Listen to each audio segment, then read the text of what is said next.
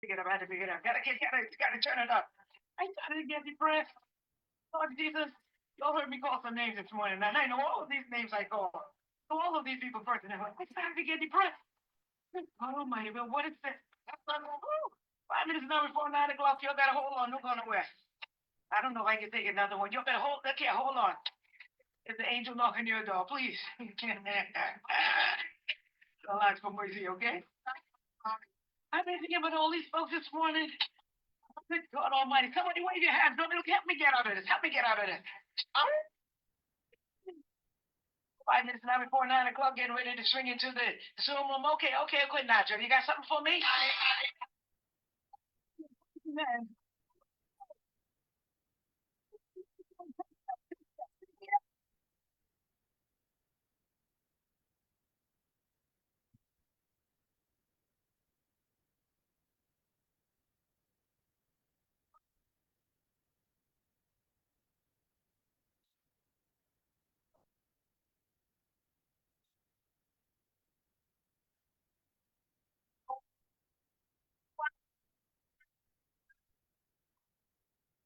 Good morning.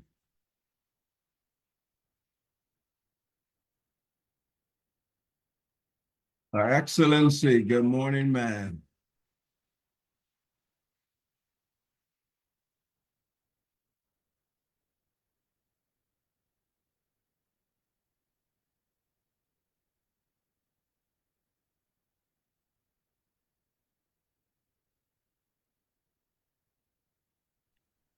Good morning. Good morning. How are you? How are you doing this morning? I'm doing super. I'm listening to Dr. Sharice trying to give me some Friday boost. How you keeping? I gotta come. I have to come and visit you sometime at your church. Listen, be over to each other, right? Yes, sir. We do over to each other. I, Yes. I will look forward to that, you know. I only, I do. I only have I only have Starbucks credit, so you know you could change it. Oh, boy.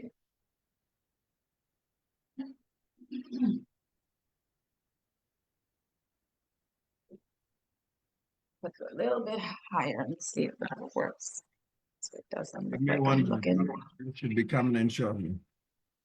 Okay. Get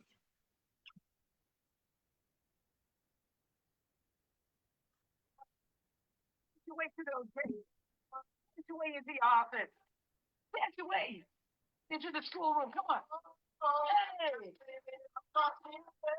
Man, skipping off to the doctor's office. Let's go. Let's go. If you're going through the prison gate, you better start praying.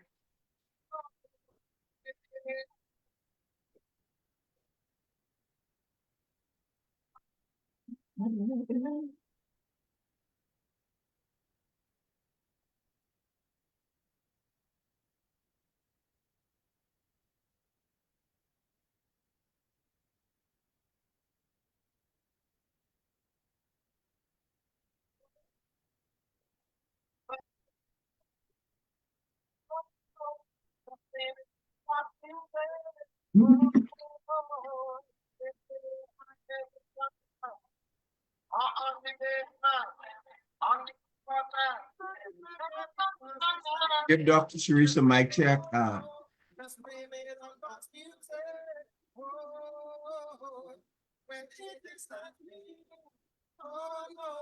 Roll. Give Dr. Sharice a mic check, please.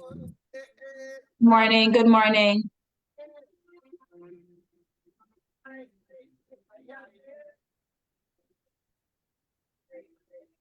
Good morning. Yes, I think we're good to go. We're also on Facebook as well. Okay. The DRM Authority 2025 Official Hurricane Shelter List.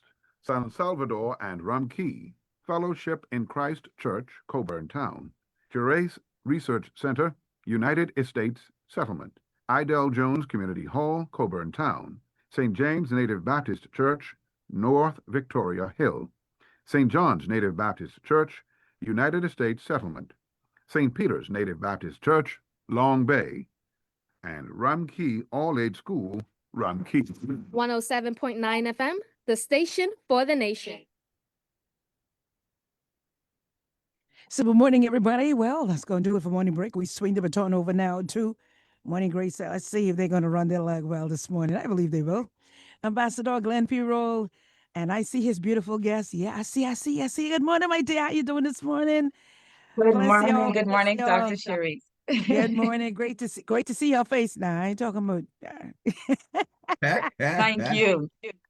You know, you really should be saved on a Friday morning, you know. Rodney man can say you ain't saved. You know, thou shalt not discriminate, doc. Don't mind my bed. Watch, I'm gonna go shave this up over the weekend. You my know, goodness. you know. I don't know. Maybe you should just keep it, Why take Well, it? I know somebody's birthday is next week, so I'm gonna go, you know, shave up and stuff like that. So, you know, how you been keeping? What kind of music those are you were playing this morning? Thank God for those final two songs you sang. I Good mean, God Almighty, man. Listen, Big Bro slipped away yesterday. yeah, Then yeah, it put me in I started thinking about all the other gospel artists that went before him and all yeah. these people we know. And, so it just kind of hit home. Not only those, but some others that have been slipping away for the past few days. I'm like, Jesus, like, if they Yeah. just ask them for a little mercy. Let me see if I can catch myself. Nobody else goes, oh, like, hold on. That will make me laugh when you say, boy, I still got plenty stuff left in my belly, right? And no, sir, not yet. I got to go empty. Yeah, You know, yeah. You know, I I believe mean, God. I Africa, believe. Africa is on the agenda, Australia is on the agenda, Canada, you know, I No, mean, sir. those multiple spaces that Inspiration 107.9 is yet to touch, you know. I'm telling you, what? Oh, my They're Lord. still I on the believe agenda. God will give us grace. God give us grace as well. Kevin Amen. McKinsey got up to uh, uh, coffee, you know. Yeah. Uh, And that, all of them are gone, right? yeah, their voices, you know, their voices. And of course, I was out by a meeting last night by the Ministry of Youth. Yeah. Of course, you know, Bra is very much a part of the Henry Higgins and the Shelton Burrows, and you know, everywhere I turn my Oh, Facebook page, his photo was posted on it, you know. mm. And so, you know, the dream continues. That's his legacy, and we want to ensure that that continues throughout the land and breadth of the Bahamas. Yes, I have a I dream. know Yeah. his kids very well, so we want to send a Oh, shout out mm. to them as well, his family, and we join, of course, your call in remembrance of him. Yeah, big bro. Yeah. So how Mm. you keeping, Doc? Otherwise, Otherwise, we're okay. But I mean, it's just been a little rough yeah. September. I always been bragging the best month of the year, but I didn't know all these folks was going to be going home in this month, this best month. Well, they say the strange thing about September is, you know, I'm not really a number guy, but you know, they say September is what? New beginning? The night No, time number of nine, birth. number 8 is new beginning. Oh, 8 is new beginning, and 9 is what? I thought they say 9 is new birth or season of birthing or something. I don't know. I don't know. You know, Birthing. I think it's birthing birthing. Yeah, you to know. do with birthing. Yeah. Yes. Yeah. So all of those stuff in your belly, you better braid it this month. Good morning, everybody. This is Inspiration Or 107.9. Have a great weekend, Doc, to you. you too. And of course, I saw my wife and her grandbaby celebrating. So they were out in Grand Bahama yesterday celebrating their birthday, and others who continue to celebrate as well. This Wonderful. weekend, it's going to be pretty much on us, family, the community of Black Point. We have two funerals this weekend. Boise Grease Roll. That's a family of ours. And so to Diane, to Raymond, and all of the others who are going to be putting their father to rest tomorrow, we want to certainly send a shout out to you, Simon. and the entire Rolle community. And then, do you believe this, Lanisha? Our saint of the family, 110 years old, 110. Addie Millie, Matilda, Addie Mildred Robinson, 110 years. She's going to be at Zion, Oh my. this church. So, to hear a story, Lanisha, is a wonderful story. Child, Oh I don't ever take them doctor medicine. my gosh. And But she's celebrating her birthday, or no, her funeral is this weekend. oh, she passed away. She My passed at condolences. 110 years old. Oh my gosh. What a Um, life. her 111 would have been in August, so she passed just before her 111 years. Good Mm, mind, up to a very, very significant time. When you go there, she still know who you are. You wow. So she died in grace, and she kind of showed us how to live. And so this Wow. Sunday, the community of Black Point will get the honor to celebrate, to see the Yes. blueprint that Yes. she left for us. And so we want to send a shout out to the entire Robinson family. She was a favorite of Morning Grace as well. Cooley and Venentia and Tara and all of the family. We see Oh all my gosh. tonight. Tonight is going to be the wake at Cooley's residence, and then on Sunday, 11 a.m. the Oh, I think I know who you mean. Oh yes, that's Miss Robinson. Miss That's her. Robinson, Miss Yes. Robinson, Oh my gosh. your Yes. former colleague love her well. Oh my gosh. Yes. I met her. I had the opportunity to meet her. Yeah, yeah, When I yeah. said she was like 108. Yeah, that's that.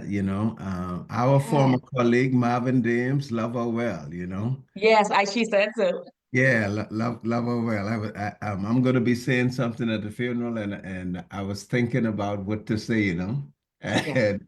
And just to be mischievous, I was thinking of saying, you know what? Addie Millie don't switch all over the place. She stick with one thing.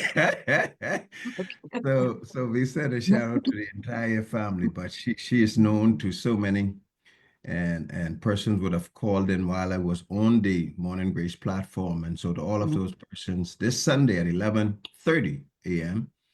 at the Mount Zion, at the Zion Baptist Church there on Shirley and East Street, Reverend Terrence Morrison will be the officiating person in that regard. Okay. Attorney, good to see you. Great to be here. Great to be here. Good Thank morning. you. How is your crew? How is the bishop? He is well. Thank you. To God be the glory. Yes, ma'am. Please give our regard. And of course, we are grateful that you have consented to be a part of this second phase of the conversation. We sought to lay the foundation of what we wanted to talk about during the last time. But please take a moment, introduce yourself, tell us what you've been doing. I know it's the book, but give us a little taste of how you've been navigating this space. Okay, thank you. Good morning once again. Lanisha Rolle is my name. I'm an attorney at law, of course, a minister of the gospel, former senator, member of parliament for Seabreeze, and former minister of social services and urban development and youth sports and culture. And believe it or not, I was also fortunate to be elected the chairman during our administration of the Commonwealth Women of Parliament. And Wow. so I wore several hats, very heavy hat, but to God be the glory. And so since my cessation from office, I've certainly just been involved in my practice and once again, heavily involved in the work of the Lord. These things I love, just helping people, serving and doing the work of the Lord is what I love to do. And a part of being a legal practitioner allows me to do just that as well. And certainly as a politician, you can help people and serve people earnestly and honestly. It's a noble profession, and so I'm just here in this space now to continue to give back, to continue to be guided by persons like yourself who gives good advice and leads persons in positive direction. And that is what it's all about, collaborating with one another to advance the common good of our nation and our people. And so, once again, I'm fortunate that the Lord allowed our paths to cross one more time. And here today, want to talk more about the Constitution. Would love the opportunity to talk about it more in various spaces that people can ask questions and we can really have concrete and constructive dialogue on our rights. Well, from an attorney point of view, there's certain doors that are open, and those of us who on the other side, in terms of hosting, when we hear those doors open, it's hard to not go into those spaces in terms of really at least get a little dive into what they look like. And yours is a story. Your mother, of course, have been and continue to be one of the leading voices from a ministry point of view. So I could understand and appreciate why you walk out certain things yourself. But you've been in ministry in terms of the gospel ministry, what, all of your life? When we first met, that was your space. When you went Yes. into Parliament, you did not discontinue that hat. And so Amen. you really just continuing in that regard. How important it is from your vantage point, and especially as you indicated, you have rightfully fitted into the chairman of the woman while you serve in the political space. There are some conversations still being had in terms of the role of women. You came from a background where your mother herself is as a pastor.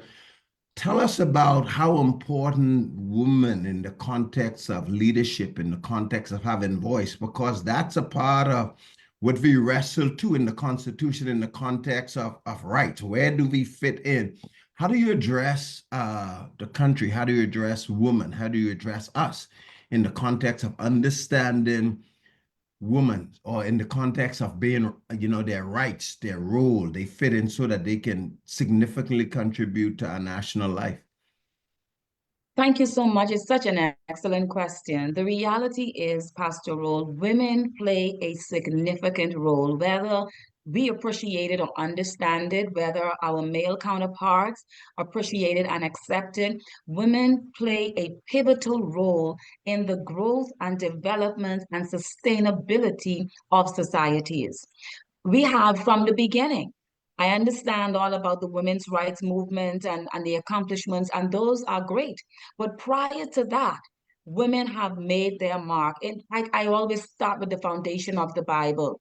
Without Esther, generations would have been lost. Yeah. Without Deborah, nations would have been lost. And so, certainly, without Mary, we would not have our Lord and Savior coming the way he did. And so women have continued to play positive and impactful roles. And I think until society stop with the sort of superiority kind of thing, and not appreciate that we are equal in the sight of the Lord, we're going to continue to have a problem, because the reality is males can only see things from one perspective. And certainly we have had male leadership throughout the country and in so many areas for such a long time that the balance, we may be a bit out of balance, because we need that female there to bring balance, to bring a level of compassion, a different perspective. That's very, very necessary. And so I know pastors like yourself lean heavily on your wives to help give guidance. I believe somewhere in the Bible, I think the Lord told the husband, listen to your wife. And so there is a time and a season for everything. And I'm not saying that women are the head of the household or anything like that, or to usurp or to be over the husband. No, not in any way. But what I am saying is, from the beginning of time, the Lord designed it in his perfect will that we would walk side by side and partner with each other to make this world a better place. And when we move from that position and we try to say, oh, you're black and I'm white, oh, you're yellow and I'm red, oh, you're woman and I'm man, when we start to differentiate to that extent, to say that we're not equal and we don't have equal right to participate, to lead, to be a part of, then therein lies the problem, because our perspectives begin to be skewed. Well, I could hear you're passionate about it. I don't know what it was like when you sat in the chair to sort of advocate and communicate this in this way. And you made a statement, and it's not a knock. I appreciate the balance that you bring, but it's not just a male issue, so to speak. You know, there are many of women, so to speak, who may not necessarily share your view in the context of fully embracing, fully understanding, where even when we use the term equal or when we use the term, there are those who believe, and rightfully so, that their role is in the kitchen, that is in the house or whatever have you. That's not to take away, but what do you say to women who may be of a certain view, who may not share your overall perspective on how far a woman should go? And the reason I mention it because this is a question of rights, right? This is a question within the context of how do we navigate these spaces. Yeah, well, the first thing I would say to women is to have an open mind. There was a period where women were treated as objects, as property. And so there is a lapse in information and knowledge and education. And so we can't deny that. There is a lapse in that. And so we need to connect the dots. Where we have those gaps, I think education is important to teach women that, hey, we were treated this way, but or we were treated that way, but that's not the design, and that's not the best way for us to work together. I believe one of the most important things, and sometimes you can look at things, is how you look at the glass, half empty or half Yeah. full, right? Mhm. And when they had the various wars, I believe it is at those times when men realize how important, how pivotal, and how impactful the role of women are. Because when they had wars, women had to be mechanics on the planes. Mm. Women had to be the breadwinners in the home while the men went out and fight. And so the roles were changed, and rightfully so. But it gave us the opportunity to demonstrate that we play a very important role, and we should not have to wait until the tragedy or catastrophe to show that we want to partner with you, and we can partner with the men. Mhm. And so I believe the times of war were the times when the women showed themselves strong, and with the men not being in country, and women held the country together, like it or not. Let's go right here to the Bahamas, when many of my grandfather and those, Yeah. they went away on contract, and they Mhm. left the entire family. And so I know about my grandmother. I know I had a grandfather at the time, but he was away on the contract. And Pastor Roll, my grandmother held the entire house together, Yeah. worked from morning to night, yet still played the role as a woman and cooked. And so sometimes we even do a bit more. We carry the children, and yet but the Bible talks about this virtuous woman whose price is far above rubies. And so she cooks, she is attentive to her husband, attentive to the children, and still goes out and make money and help to take care. And so, Mr. Roll, Pastor Roll, women Mhm. have continued to make an indelible mark in the social development and the social fabric of our country. And when we decide that we want them to be less than and subject to, that's where we're going to continue to have a problem. We need women to play more substantive roles. And I don't mean roles as tokens in any kind of way. Mhm. I was very concerned, me being the only female in cabinet at the time. I was very, very concerned. Mhm. And I can tell you that I have agitated, and I continue to agitate. And I'm glad that following my tenure, like it or like it not, all of the women, save one, made it into the cabinet room, because my voice probably was so loud that Wow. those later on after me, they heard that this is a problem. But this is a problem. Why have 18 men in a cabinet to one woman? I am going to be at a disadvantage naturally. I am Wow. going to be left out of many things naturally. And so those are some of the issues that I dealt with. I'm going to have fights on my own naturally, because I was placed there on my own. And so it is very important, and I do applaud this administration. I might as well tell you that, for bringing all of those women in the cabinet. Now to the substance of the matter. Are those women playing substantive roles in the government and in decision making is another thing. I always tell people, Pastor Rolle, having rights and rules and laws is one thing. Applying them is another.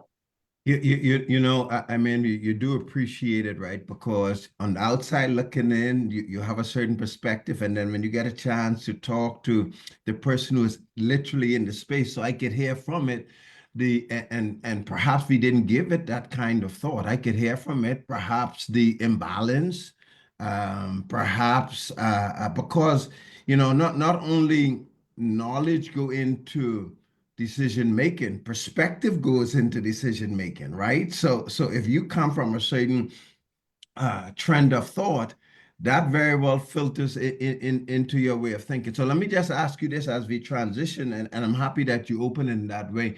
Podesta Moore, a friend of ours, of course, we too engage in multiple conversation, multiple spaces, but she perhaps picking up from where you are is advocating a certain percentage in terms of representation. Was that a position that you would have taken also? Again, within the context, should we see it as a right, or should it not matter to us in terms of saying certain amount of representation, whether it be on the makeup of a nation, whether it be on the mere numbers within the context, that democracy is at its best when you have a balance that is expressed by way of gender. Well, yes, I appreciate, and I know of Podesta Moore, and certainly a wonderful individual advocating for, you know, social reform in the areas that count, and one of them being for equal opportunity for women, and that women are heard and seen. I want to say that. So during my presentation, it's called a country statement to the United Nations, with regard to CEDAW, the Commission for the Status of Women. They did have, and that they do have the agenda of trying to ensure that women reach at least 30% in Parliament. However, I can tell you that I'm leaning more towards 50%. That's very, very important. If we're talking about balance, balance is not 30%, but I do understand the incremental approach. And I don't favor an imbalance where there is much more women than men. So right now, I think it was rightfully said that the president of the Senate is a female, the Speaker of the House is a female. So you know, female are playing a number of roles, but are they just token positions? Is my question. Are they playing substantive roles where they're making substantive decisions? That's very, very important, and the proof is in the pudding, you know. And so I think it's very important. Well, you know, I did say if you give me an opening, I'm going to kind of take it, right? The question can be, I mean, you can answer that for us. Notwithstanding you are just the one, you can perhaps say to us that your offer was merely tokenism, or you contributed to the national makeup, the policy direction. I mean, you could help us to answer that without giving away any specific details. How did you feel, or what did you think your position was? Well, thank you. I did not feel like my position was a token one. And it all boils down to perspective, because others may see it as token or may feel that it was a token position. But for me, knowing at the time, Pastor Rolle, that I was well qualified to be in the role in terms of my academic qualifications, in terms of my experiential qualifications, in terms of the work that I have put in over the years in my country, in terms of who I am as an individual, I knew that by the grace of God, I was qualified to be in that room. By my political background, I served in the Senate. Many of those in the cabinet at the time did not serve in the Senate as I did. I became member of parliament. Some of them were not member of parliament. They were senators. I was elected chairman of the women. So I thought that I had a right to be there. And I think any woman who is qualified and whose agenda is to help with the growth and development of the country is qualified to be in that room, token or no token. If that's the way persons want to see it, then fine. But I didn't see my role as a token. I remember And in my book, I mentioned it in my acknowledgements, Know Your Rights. I spoke with the then Sir Lyndon Pinling before I went into the police force. And I'm always proud to say that no matter how things are, I'm proud to have served in the Royal Bahamas Police Force. Absolutely. It has given me a tremendous opportunity and a Absolutely. proper perspective on life. And even the discipline, if I have that, I've gotten it there. Because maybe I would have been a different person had I not gotten that training y'all gave me, Mr. Roll, where y'all really, Absolutely. beat me and let you know life is gonna beat you up sometimes, but you gotta get up and dry your face off, and you have to go and do the job that you're required and called to do. And so I met Lyndon. I had to take some blows for you myself, right? I mean, you know, I'm sure. so it is I'm there. sure. Yeah, I don't mean in the context and certainly me knowing you doesn't see it as a token as well. I simply ask that in the context of you being in the room, you had a tremendous opportunity to make a contribution. So when you convey that same expression to the cabinet ministers within the context of the PLP, the Glennis Hannah Martins, before that, a number of others. Yeah. And again, historically, you see the degree to which service has been a part of their trademark as well. So I just wanted to get a sense of how you were seeing and to see to what extent we can convey on the other side that the Glennis Hannas, the Millers, and those who find themselves in that space, again, without being too political in this context, it almost seemed from a representation point of view, especially if you were to look at it, that those women are really leading the charge, the Pia Glovers. I mean, they seem to be occupying their space with great command. Should that be a comfort to others who want to serve to say, you can do this, you have blueprints, you have models, let's embrace what should be our rightful place within the context of nation building? Yeah, I am very proud of them. I believe that the women that are in, certainly the women that served prior with me, Pakeisha Parker and Miss Chanel Ferguson, Miriam Emanuel, the ladies that are in today, and Glennis Hannah Martin and all of those. And Glennis Hannah Martin is one of those persons whose shoulders we stand on, along with the Honorable Dame Janet Bostwick Yeah, and all of Dame those. Janet, yeah. Yeah, we stand on their shoulders, the Honorable Dame Cynthia Mother Pratt, these persons. And so I believe that they're holding their, Jobeth Colby Davis, I want to Yeah. recognize her. They are holding their own, and I'm proud of them. If you look at the record, Pastor Roll, no one gets more hits than women. And so I can tell you today that I am very supportive, not in particular in terms of political leanings. Yeah. I support the women in parliament because I know the pressure that they are under. And I can tell you the pressure with me was quite different because it was only me. It was only me, and today in Yeah. other spaces, still only me. And so so the important thing I want to say here is women, it just can't be any woman that runs for parliament. You need to be ready. You need to be prepared, and you need to get yourself qualified. You need to qualify yourself, get that experience, whether it's through the police force, through the public service. You need to be trained to be, I call, a soldier, because that is what it will take at the end of the day. This is no. I almost want to be the how do you say, the spider on the wall and ask you to, to share one or two of your experience when it was necessary for you to put on your shoulder hat, your soldier's hat.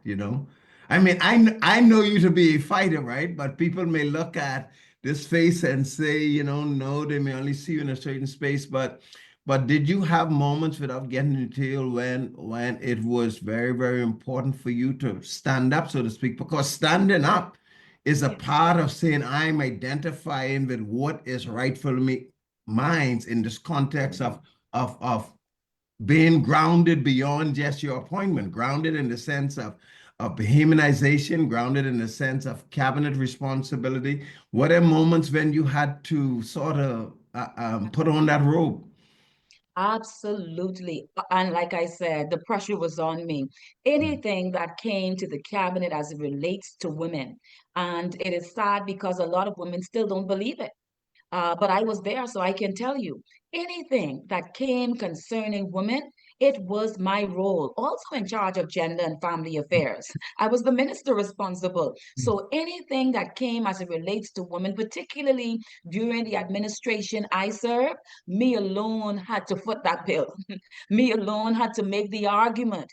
Okay, and that's just the reality. And I wore that for 4 years as cabinet minister, and then still as in charge of women of parliament. And so I did have to do that. The sort of the disadvantageous side of it is when you're dealing with cabinet, you have to keep so many things confidential, so many arguments that you had to lay for women when women were being, if persons come against them or try to tarnish their names, or try to, they were denied, and more men wanted this thing than the women. I had to say, what about her?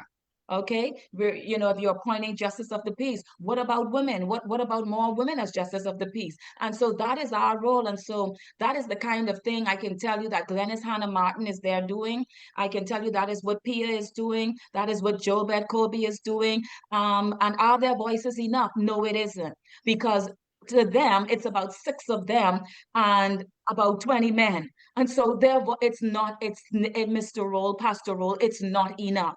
Because did you have more of them, you would see better outcomes for women. All right. There is still that imbalance in terms of everything I don't want to talk about, but there's still a grave imbalance in terms of voices. And that's why in a democracy, the more voices you have in the room, the more results you will get. And so I believe that in cabinet, if it's going to be fair, if you have 10 men in there, you ought to have 10 women in there. That's just the way I see it. And so their voices, they're still the minority. And because they are the minority, they're subject to disadvantage. They're subject to prejudice, and they're subject to marginal treatment. That's just the reality, because of where they stand and where they sit.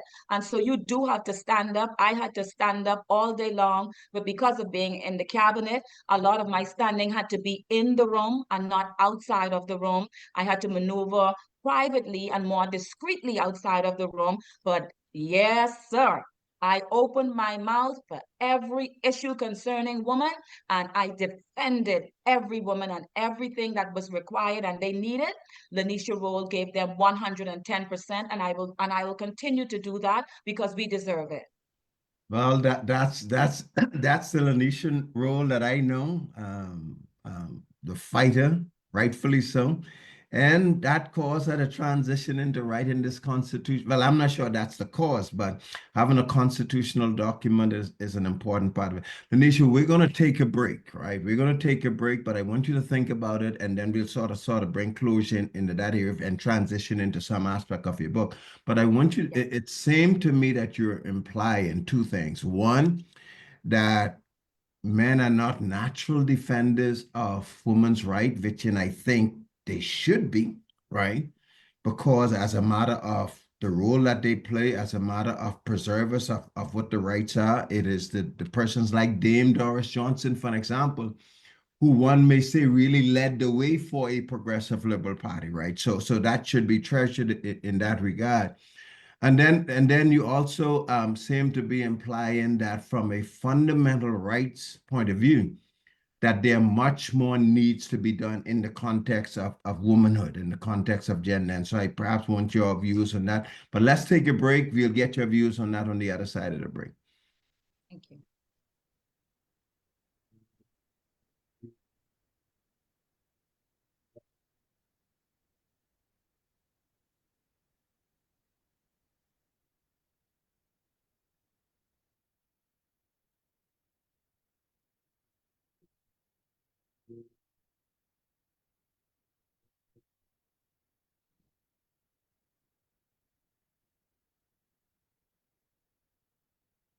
Some moments are golden, others short and sweet, yet beautiful. Here's your invitation to join us for 15 powerful moments. Every Monday at 10 a.m. for an Inspiration 107.9 FM, Moments with Destiny with Bishop Delton Fernando. Join us for moments that matter. CGI Sparta Impact Resistant windows give you top quality and top protection at an affordable price. Protect your home from storms and theft, reduce noise, and save on energy bills and insurance with CGI Sparta Impact Resistant windows. They're available in most standard sizes and style options, including single hung or sliding. CGI Sparta Hurricane Proof windows are in stock now at CBS Bahamas, CBS Pro Store, and CBSBahamas.com. Stay in the know, on the go with ZNS Digital, your one-stop shop for all your news and entertainment. Follow us on Facebook, Instagram, TikTok, and X, and subscribe to our YouTube channel at ZNS Digital. Also, visit our website at ZNSBahamas.com for the latest in news and information. ZNS Digital, the people station in your pocket. For motivation, education, and inspiration. 107.9 FM, the station for the nation.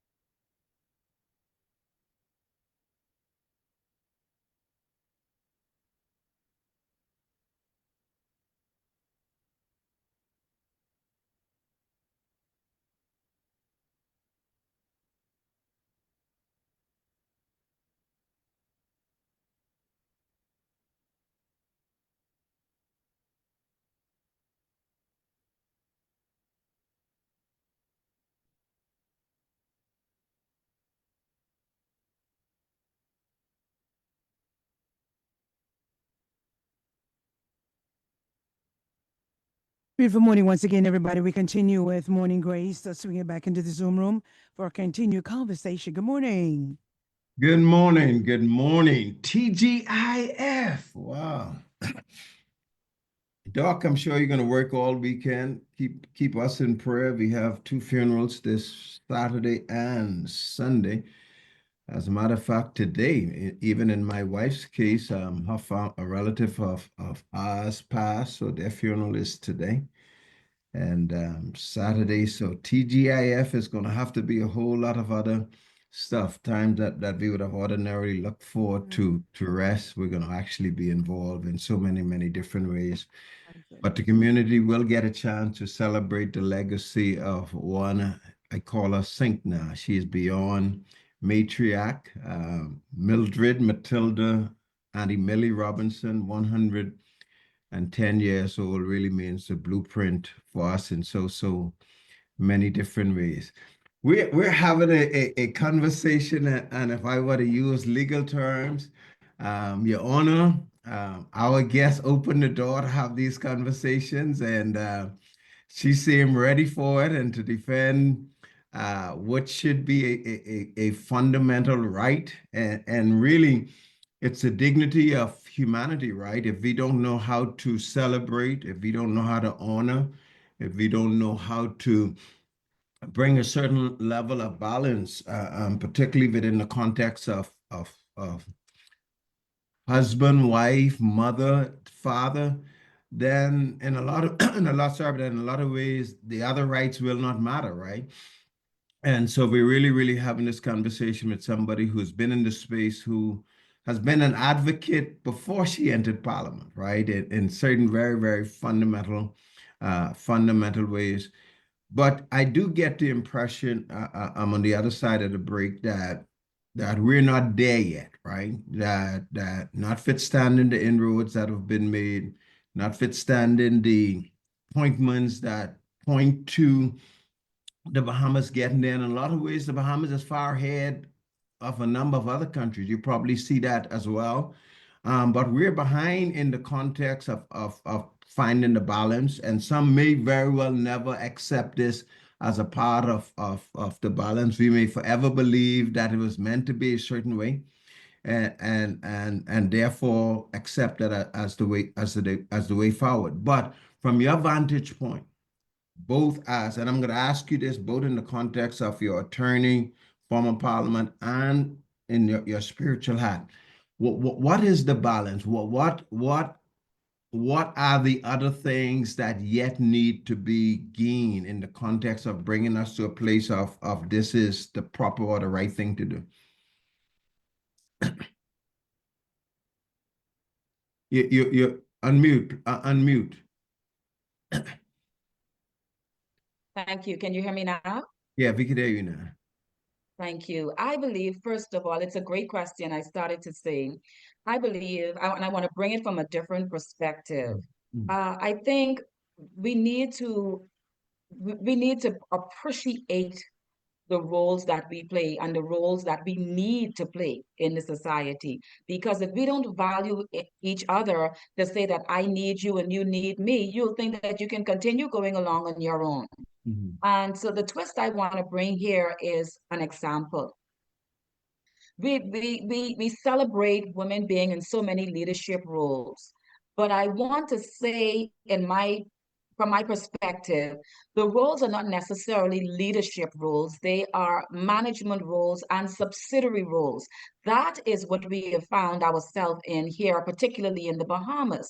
And before going further there, I want to say, yes, we're doing well, and it's good to pat yourself on the back where there are developments, but we want to look at our shortcomings. And not only that, we want to be real about where we are and about benchmarking where we should be.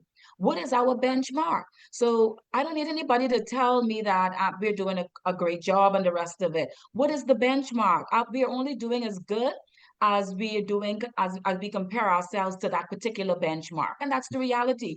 You don't want to look at a country that is way down and say, oh, look at them. They only have 2 women in parliament. Look at us. We have 7 women in parliament. We're doing good. No, you have to look above and try to get there. And so I don't believe in doing that. But what the twist I want to say is, for instance, right now in government, we probably have about 19 permanent secretaries, 17 to 19 permanent secretaries. 90% of those secretaries are women. All right.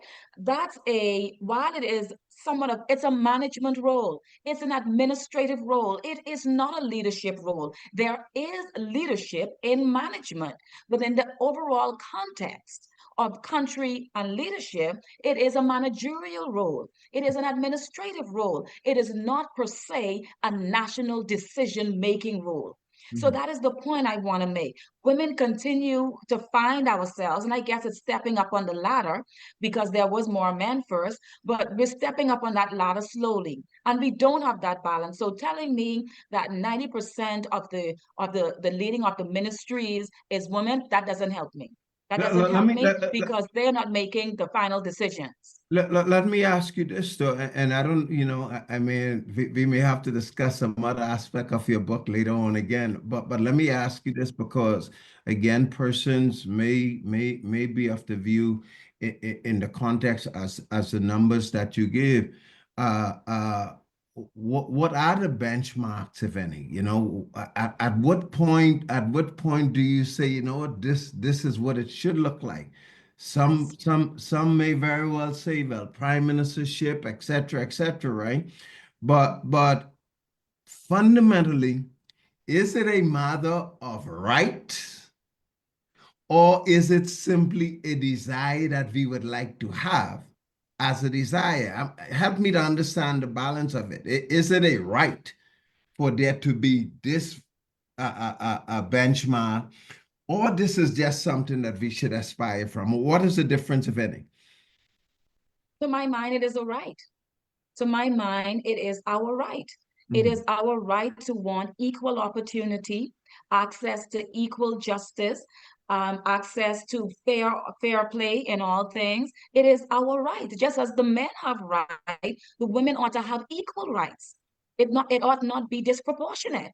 So And that you is what is going on. so you're putting an argument, and I want to get on the next side. So you're putting an argument that that number of parliamentary secretaries should be 8 or 9. Absolutely. Okay. Absolutely. That absolutely, and certainly and put persons there not because of gender, make sure that persons are qualified and capable to do the job. Don't put someone there just because it's a male and just because it's a female. And so that goes to benchmarking and planning. Let us prepare people for these roles. Don't just throw people in there and expect that they're going to be effective. And so we lack, and we all know this, we lack in this country planning. We lack a complete plan, and we lack a national agreed plan that we are following. We lack it. And so if we do it right, we will have a benchmark, but we will also have a plan that we are following. So that, for instance, when there is cessation of office of permanent secretaries, we know that we have 19, one is gone, and we have this amount of females, we need this amount of males. And we ought to look among the list of qualified male undersecretaries to fill that role. That is how it ought to be. Same thing with Parliament. Okay, we ought to be looking for a certain amount, 50% of males, 50% of females. We just this happenstance thing, and whoever we like and we don't like, and who is our family, it's not working. Not in a growing society, it is not working. And that's where the problem lies, Yeah, the lack of planning and the lack of a plan. No, and I join you in that, right? I went to a meeting last night, and this was my first time in that space, one of the places where you worked in terms of youth and other stuff like that. And part of the conversation I was sharing with the person who I drove with last night, I said, I don't get the sense that we have this blueprint, right? And this blueprint from which all of the various ministries get their original perspective from. And then even though you have these different ministries, you see the level of coordination going around, right? And you and I get to share from our police background, right? That's not the background where we came from, right? Right? There was this singular vision. There was this multitude of parts that made to it, but there was just one vision. I don't get the sense that we put that kind of intentional, deliberate thinking into how we go about how we go construct things, and so where that is missing, then obviously the question of rights and stuff don't ever come up. Did it come up as a part of your tenure in terms of rights, constitutional rights, being governed by these set of values and principles? Can tell you that without going into much detail, that comes up constantly, because in the society you have about 60% females. So the issue of not insufficient opportunities, disadvantages to women, that constantly comes up. And so you really, really need more women in that cabinet room. I can tell you that. So right now, I'm celebrating, and certainly I support and congratulate the current commissioner of police being a female. That is excellent. But to say that, oh, this one in charge of this is a female, just to say female, no. Yeah. It cannot be. And I don't need to see all of the women on the top team of the police force being females.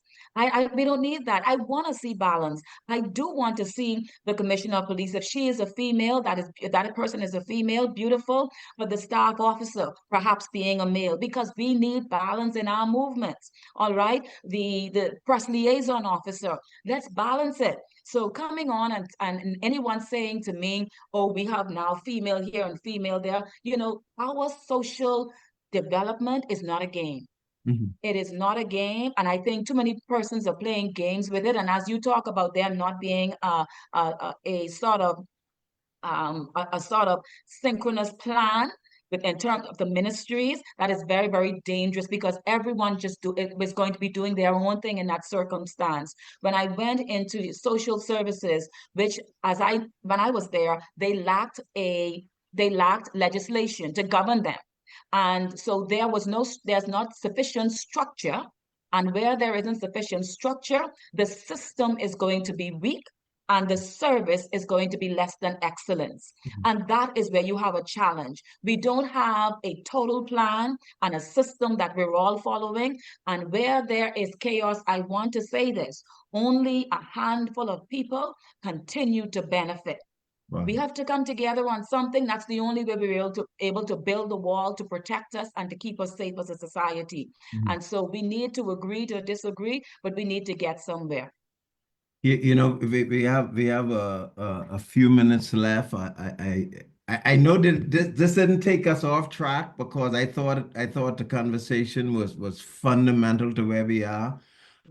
You know, the Bible says an imbalanced scale is an abomination. Perhaps some of the challenges we're feeling is because we don't have the kind of balanced perspective that lends to it. And while I may not share balance in the same way as you, balance may not necessarily mean 9 and 9, you know. Balance to me may mean, hey, we have to have a balanced perspective, you know, because I am of the view that notwithstanding me not being a female, right? I'm surrounded by women, right? My wife, all of my you know, my daughters, grandbabies, you know. So whether I like it or not, I have to be reflective of what they bring to the table. So I don't see balance strictly as a numbers thing. I see balance in terms of, are you considering what is coming from the next side? Are you bringing only your prejudice to the table, right? And I do think that requires a certain level of unselfishness. That requires a certain level of understanding the totality. But I appreciate that not everybody bring that sense of totality in the decision room. They're sometimes limited to just their view. And that can be very, very deadly in that regard. But you wrote this book, Lanisha, you got 3 minutes. Are you an advocate for these things to be a part of the school curriculum? And what are you doing about that aspect of it, the constitutionality, the rights of who we are? And again, we ain't gonna get into the details of it, but bring a closure cap in terms of what you wrote and how best this can be used as a tool to re-educate a new generation of Bahamians. Well, yes, I wrote this book, and of course, it's called Know Your Rights. Know Your Rights. And as soon as I get some more, and they're in the stores, all the local stores, but I must get you your autographed copy. Okay. I'm having some more come in.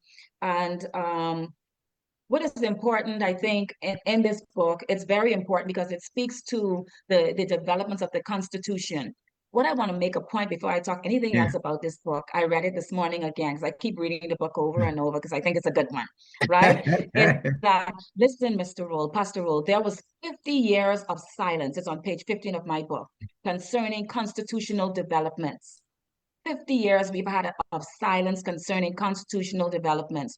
And when we got independence, from independence to now, we've got another 52 years of silence in terms of constitutional developments and movement. By that I mean nothing has happened concerning the Constitution for the last 52 years. It is an indictment on this country. It is an indictment on this country. And so my book speaks to constitutional developments and their importance. And really, I go into the fundamental rights and the Bill of Rights, which is your human rights. We need to discuss this. In my book, I recommend in chapter 7 that we have a program similar to Let's Read Bahamas, something like Know Your Rights Bahamas, or Know Your Constitution Bahamas. It has to be taught in a formal way and in a systematic way for persons to get it. They need to get it. If they don't get it, they're not going to value it. And so we just continue to come and we talk from our head. And sometimes, unless they educate themselves, like how I went and spent thousands of dollars to educate myself about the Constitution, everybody can't do that. And everybody Absolutely. is not called to that. But we have a responsibility, those who the Lord has blessed to do it, to help our brothers and sisters, because we could be all rich and living in our suburbs, but every day somebody else get killed, it reaches closer to your home. And so we need to appreciate that we all need to understand what our rights are. Most importantly, Pastor, this needs to get into the schools, Yeah. that the young men can know and value their rights, not only their rights, but value the Constitution. They need to value our country and know, for instance, me, I have been in a challenging situation for the last 5 years or so. But I love my country because y'all have brought me up, Pastor Rolle, to realize this is the country, this is where I belong. And if Absolutely. it is weak because I need to come up higher and help to make it strong. I'm not going to pull it down. My job and each of our job, collectively and individually, is to build this country up. If we all go on a plane and jump and leave the Bahamas, where does that leave the Bahamas? Nowhere. And it leaves it to foreigners and people who don't appreciate the value of what our forefathers built for us. And so, good or bad, the Bahamas is ours. Good or bad, weak, however it is, we have to come together and make this country work. And that, I think, is lacking. And that is what this book endeavors to do. Most of all, is for you to understand that you have rights, to understand that our forefathers laid a foundation upon which we can stand, to understand that, yes, there are limitations to your rights, there are weaknesses in the Constitution, but if we come together and on one accord, we can be the difference and make the positive change that we want to see and that we desperately need. I believe at the end of the day, this book begins the conversation. And I thank you because that is how I got invited on this show again, is through writing this kind of book, just to open the door to constructive conversation about where our country is going. Finally, our young men need to know, and women, you don't have to feel like your life is going nowhere or nothing is going to happen for you. It's a dead end. No, you have rights, and this is how you can go about it. This is how you can maneuver. The sad part about it is when they don't know, they become afraid, they become resistant, they become angry, and they retaliate. And that is what we're experiencing today. Simply young men and women who don't know their rights and their value in this country. Well, I can't add or take from that. It's one of the reasons why we appreciate having the conversation with you, and we're not limited to that. We're just grateful that this platform have an opportunity to allow your voice to be extended to it. Our prayer and hope, and you and I spoke about this sometime last week, that we get into churches, perhaps even look at town hall opportunity, because while the politics will take care of itself, we believe it's important to have these kinds of conversation. And thank you for the experience you had in these different spaces that can help to bring to bear how we proceed forward. And I'm happy to be a part of it. I have my Starbucks certificate, so please let us know so we could sit down and perhaps discuss further how we go about advancing and educating and having these kinds of conversation. Attorney Lanisha Rolle, Thank you so much. progress. I'm give your law firm again. Progressive. Thank you. Progressive Legal Services on West Bay Street. Thank you for having me. Thank you for having me. It is beautiful. Is there a on number the that show persons can reach out to today. you at? Is there a number that person can reach you? Always. Go ahead. Yes, always. 356-5417. 356-5417 is my office. Thank you. Thank you so much. Thank you for your service. Continue to do well. This is Inspiration 107.9 FM Morning Grace, TGIF. We ran straight out of time. And of course, great to have a conversation with a friend, someone who's been in the battle with, and she continued to press forward. Attorney Lanisha Rolle. Have a great weekend, everybody. Keep us in prayer, the entire Robinson Rolle family of the Exhumas. Yes. Mildred Matilda Robinson, Sunday, 11:30 at Zion. And of course, tomorrow at, I think it's 11 o'clock, Bible Truth, Boise, Grease Roll would be laid to rest. Have a great weekend, everybody. Thank you. Condolences. Thank you so much. Have a great weekend, Dr. Cerise, and we'll be in touch soon. The ZNS Radio Network is the only Thank you. Bahamian radio network that's heard everywhere in the Bahamas and the Turks and Caicos Islands. From 107.1 in Bimini To the lights 8:10 a.m. And Power 104.5 in Grand Bahama. to Nassau's Inspiration 107.9 FM. To the